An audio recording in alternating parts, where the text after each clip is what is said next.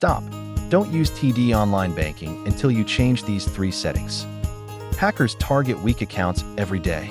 Your money and personal data are at risk.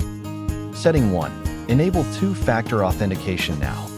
Two-factor authentication adds a second step like a code or authenticator app to block attackers. Setting 2. Change your password to a strong, unique passphrase and remove saved passwords. Do not reuse passwords and sign out from shared or public devices immediately. Setting 3. Turn on real-time alerts for transactions and login attempts. Set alerts to both your phone and email so you catch fraud immediately. Also review and remove any remembered devices and active sessions you don't recognize. Now go into TD Online Banking settings and update these options right away. If possible, use an authenticator app instead of SMS for stronger two-factor protection. Update these settings now. Enable two-factor authentication and verify your contact info.